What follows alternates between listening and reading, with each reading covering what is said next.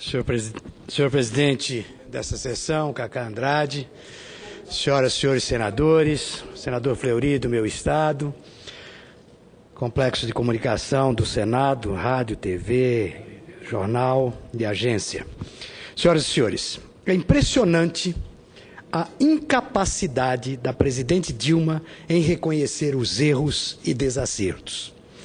No vocabulário dela, e com certeza do Partido dos Trabalhadores, não existe as palavras autocrítica, reavaliação e outras do gênero.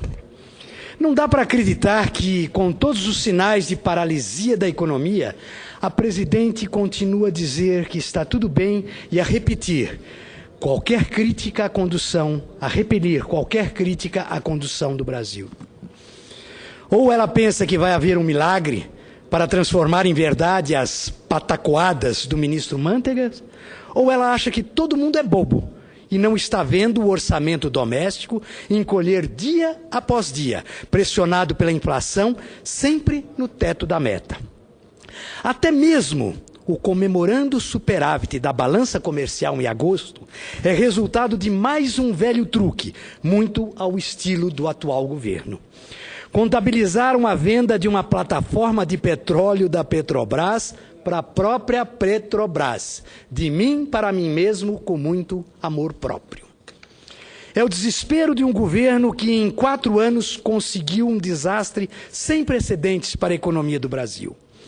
Dilma Rousseff vai deixar uma herança maldita, com efeitos nefastos para o futuro presidente. Seu governo nunca teve um planejamento de longo prazo e aprendeu a pior das lições em economia, correr atrás do prejuízo no lugar de gerenciar com metas de médio e longo prazo. Veja o que acontece agora. A indústria automobilística caiu 7,4% em agosto e frustrou as expectativas. Ao contrário do que o governo e a presidente têm dito, não é a Copa do Mundo a responsável pelo fraco desempenho da economia. Fim do Mundial, senhor presidente.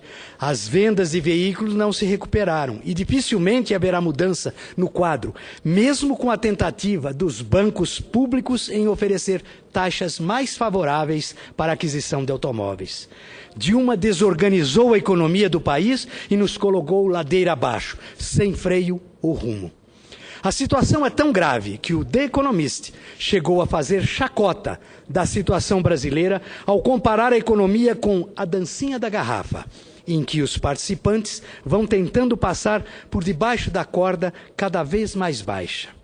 Não se pode admitir que um governo pretenda se reeleger quando oferece aos eleitores mísero 0,8% como perspectiva de crescimento do PIB em 2014. E o fundo do poço ainda não chegou, senhor presidente.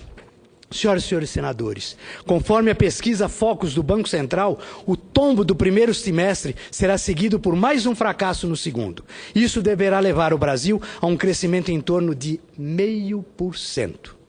0,5%, senhoras e senhores senadores, é o que um país com o potencial econômico do Brasil deverá crescer em 2014. Em 2015, o PIB deverá crescer medíocres 1%. A presidente Dilma tenta enganar os eleitores dizendo que a crise econômica brasileira é passageira. Mas o estrago provocado por ela e sua equipe econômica é enorme. O desempenho da economia brasileira só não fica atrás da Venezuela e da Argentina. Boa comparação. Pela 14ª vez, as previsões para o crescimento do PIB foram rebaixadas.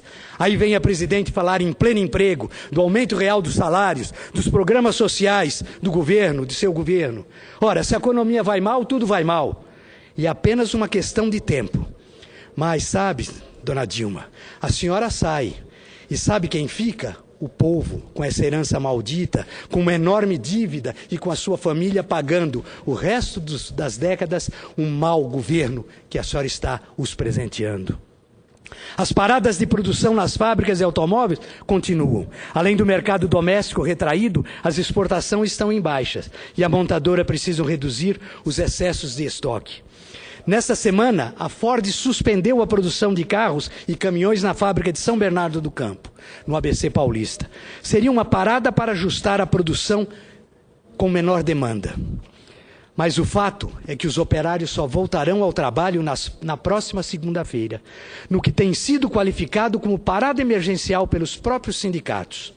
O mercado automobilístico não reaqueceu como previsto.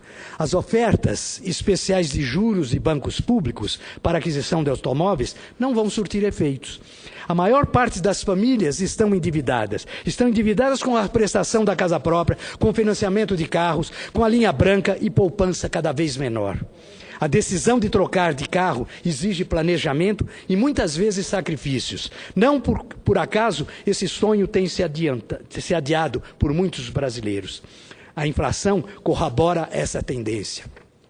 Entra o tomate, sai o tomate, mas na média a inflação acomodou-se no teto da meta e não baixa nem por reza. E Dilma e sua equipe pisam sempre no tomate. Se fosse possível reduzir a inflação apenas pelo aumento de juros, isso já teria acontecido. Mas justamente com juros absurdos e inconcebíveis para uma economia de mercado, a inflação trava o país e tira qualquer estímulo para o investimento. Como bem observou e observa Miriam Leitão, o maior problema não é a queda do crescimento, no crescimento de um setor, mas evidentemente é temerosa a diminuição de investimentos. E os investimentos de hoje são o crescimento do PIB de amanhã.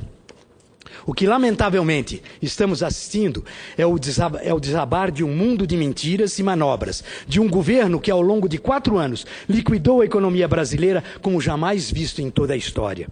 Dilma Rousseff vai ficar para a posterioridade como uma das piores, se não a pior presidente em toda a história republicana.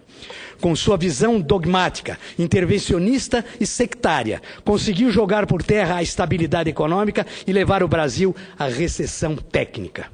Enquanto o Brasil cai vertiginosamente, os dados de diversos países latino-americanos mostram um crescimento significativo. O Chile cresceu quase 2%, o Peru 1,7% e a Colômbia 6,4%.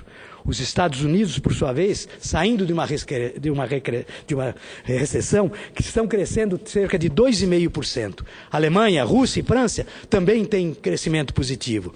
Então, a desculpa de uma conjuntura internacional desfavorável não cola como justificativa para o péssimo desempenho da economia brasileira. Daqui um pouco eles vão dizer e vão nos comparar com uma crise na ilha do Chipre. Se o Chipre vai mal, nós vamos mal também. Sempre tem uma desculpa. O fato inequívoco e inquestionável, senhor presidente, é que ao longo do governo Dilma o Brasil perdeu muita musculatura. A falta de compromisso com as metas fiscais, as infindas manobras contábeis e o crescimento da máquina pública colocaram por terra a credibilidade do país. Se o Brasil, antes de Dilma, tinha um potencial de crescimento médio anual na ordem de 3%, hoje não passa da metade, com clara tendência negativa. Dilma deixa uma herança maldita. Obrigado, senhor presidente.